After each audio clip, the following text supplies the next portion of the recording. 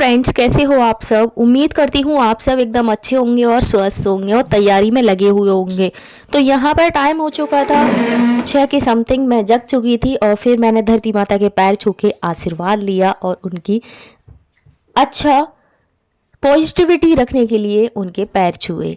तो यहाँ पे मैं जग चुकी थी और फिर मैं अपने हेयर्स जो खुले थे उनको बांध रही थी। फिर उसके बाद आप सभी को पता है कि आरपीएफ एसआई की डेट आ चुकी है। तो घबराहट तो सभी को होती है, चाहे कोई कितना भी बड़ा स्टूडेंट हो, कितना भी इंटेलिजेंट स्टूडेंट हो, तो एग्ज़ाम की डेट आ जाए तो वैसे ही बहुत घबराहट होती है। तो यहाँ पे मैं बैठ चुकी थी और बहुत घबराहट हो रही थी। घबराहट की वजह से नींद भी नहीं आ पा रही। तो सर्दी हो चुकी है हमारे यहाँ, आप सबके यहाँ पे भी सर्दी आ ही गई हैं।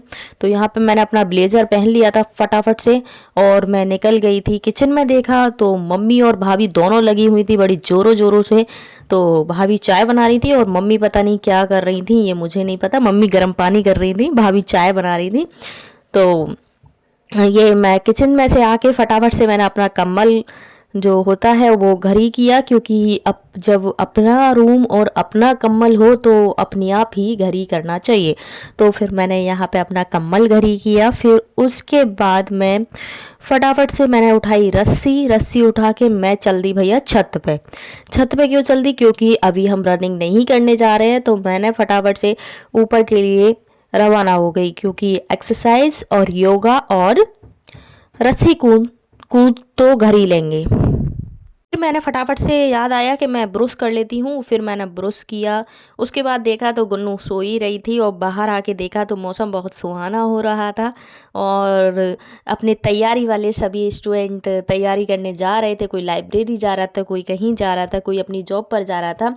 तो यहीं बाहर खड़े होकर मैंने अपना ब्रश किया। ब्रश करने के बाद फिर आप सबको पता है कि सुबह सुबह गर्म पानी पीना चाहिए।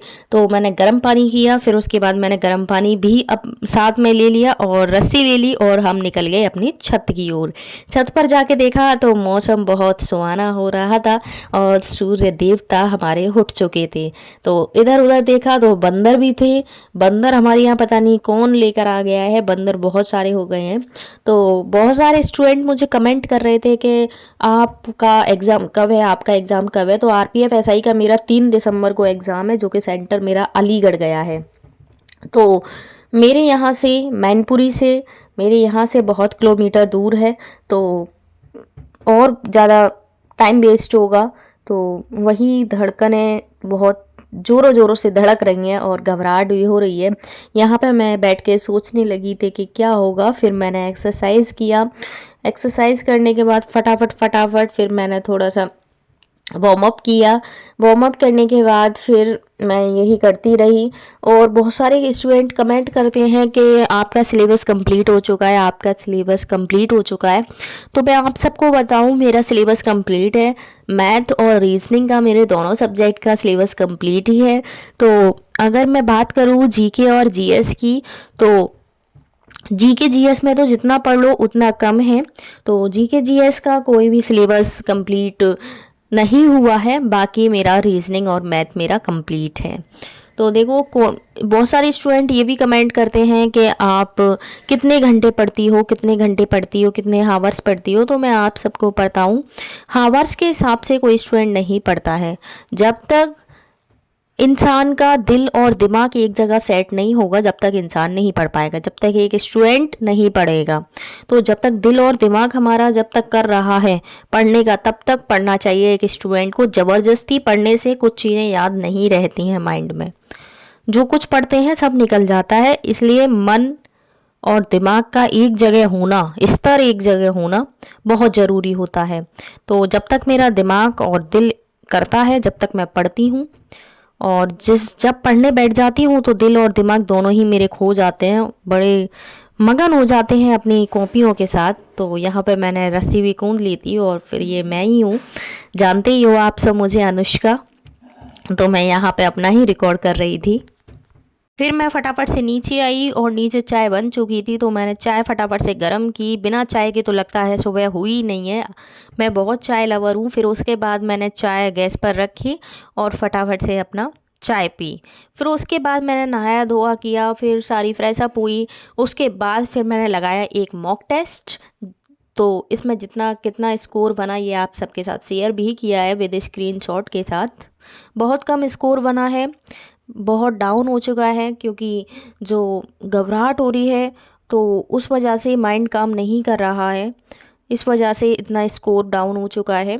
बट नेक्स्ट टाइम ट्राई करूँगी कि अच्छा स्कोर आप सबके सामने दिखा पाऊँ। तो मैं बता देती हूँ मेरा स्कोर कितना बना है और मैंने कौन सा अपना एग्ज़ाम दिया था। तो मैंने जो ये एग्ज़ाम दिया था ये RPF SI 2018 फर्स्ट शिफ्ट का पेपर था, जो कि 19 दिसंबर 2018 को हुआ था। तो इसका स्कोर कितना है मैं आप सबको बता देती हूँ। मेरा जो स्कोर बना था वो 63.63 बना था। परसेंटाइल की बात करें तो 96.00% बना था। मैंने क्वेश्चंस अटेम्प्ट किए थे 102, जिसमें से मेरे करेक्ट क्वेश्चंस गए थे 73, इनकरेक्ट गए थे 29 और मैंने 18 अनअटेम्प्ट किए थे। तो आप देख सकते हो कि कितना डाउन हो चुका है मेरा स्कोर। तो कोशिश तो बहुत की थी कि क्वेश्चन सही जाए, बट एक कहते हैं ना कि जब एग्ज़ाम पास आ जाता है तो बहुत डर लगता है। तो वही चीज़ मेरे साथ हो रही थी, क्वेश्चन आ भी रहे थे तब भी मुझे बहुत डाउटफुल लग रहे थे। तो इतना ही स्कोर बना आप सबके सामने है, जो भी स्कोर जितना भी स्कोर बना है, जितना भी स्कोर बना है तो आप सबके साथ शेयर भी किया है। तो जिसका भी इतना स्कोर बन रहा है, इतना कम स्कोर बन रहा है, तो वो लोग घबराए नहीं। देखो, क्योंकि स्कोर घटता भी है और बढ़ता भी है, और कुछ चीज़ें हमें देखने को और समझने को भी मिलती हैं, तो घबराना नहीं है। क्योंकि एग्ज़ाम में क्या पता हमारा स्कोर बहुत अच्छा बन सके, क्योंकि हमारा बहुत अच्छा स्कोर भी बना है, 80+ स्कोर भी बना है। तो ये नहीं सोचना कि हमारा इतना स्कोर बन रहा है तो इतना डाउन हो गया तो अब हमारा यही रहेगा, ऐसा नहीं है, ऐसा बिल्कुल मत सोचिएगा। क्योंकि एग्ज़ाम क्या पता हमारा एग्ज़ाम इतना अच्छा आए तो 90+ भी हमारा स्कोर बन सकता है। तो डिमोटिवेट नहीं होना है, मोटिवेट के साथ आगे बढ़ते रहना है।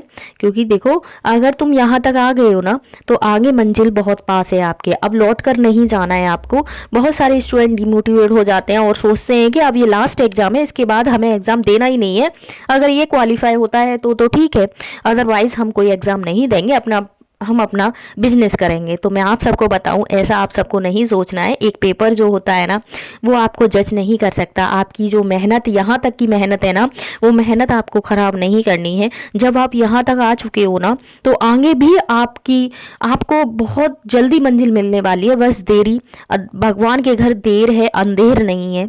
तो इसी मोटिवेशन के साथ मैं अपने क्वेश्चन कर रही थी। पहले मैंने GK GS का पोर्शन किया, फिर उसके बाद मैंने रीजनिंग की, फिर उसके बाद मैंने मैथ किया। तो कितना स्कोर बन रहा है आप सब भी कमेंट बॉक्स में ज़रूर बताइएगा कि आप सबका भी इतना ही स्कोर है, और अगर इससे ज़्यादा भी है तो बहुत अच्छी बात है। बट देखो, डिमोटिवेट नहीं होना है, तैयारी करते रहो, कामयाबी एक दिन तुम्हारे कदम ज़रूर चूमेगी। उत्साह वह आग है जो मंजिल तक पहुंचती है, हो गई पीर पर्वत सी पिघलनी चाहिए, अब हिमालय से कोई गंगा निकलनी चाहिए। मेरे सीने में ना सही, तेरे सीने में सही, आग जो जल रही है सीने में वो जलनी चाहिए। इसी उत्साह के साथ, इसी मोटिवेशन के साथ अपनी कोशिश जारी रखो, एक दिन मंजिल जरूर मिलेगी। हर मील के पत्थर पर यह इबारत लिख दो कि एक नाकाम इरादों से मंजिल नहीं मिलती। एक बार डिमोटिवेट होने से एक पेपर आपको जज नहीं कर सकता कि आपकी मंजिल कहाँ है। अगर आपका एक पेपर डिस्क्वालीफाई हुआ है तो आपको वो जज नहीं करना कि मैं इतना कैसे गिर सकता हूँ। जब आप यहाँ तक पहुँचे हो तो आप बहुत आगे तक पहुँच चुके हो, ये याद रखना। आप बिना उत्साह के कभी भी कोई बड़ा काम नहीं हुआ, बिना उत्साह के कभी भी कोई काम नहीं हुआ है। तो इसी उत्साह के साथ, इसी जोश के साथ आपको तैयारी करती रहनी है और मंजिल को पाकर ही रहना है। कल्पना किसी की जानकारी से ज़्यादा महत्वपूर्ण है, कल्पना किसी भी जानकारी से ज़्यादा महत्वपूर्ण है। कल्पना करके चलो कि अगर आपका सिलेक्शन हो गया तो डबल सितारे होंगे आपके कंधों पर और आपके पिताजी की आंखों में आंसू होंगे। तो यही मैं सोच रही थी कि मेरा स्कोर इतना गिर गया, क्या होगा।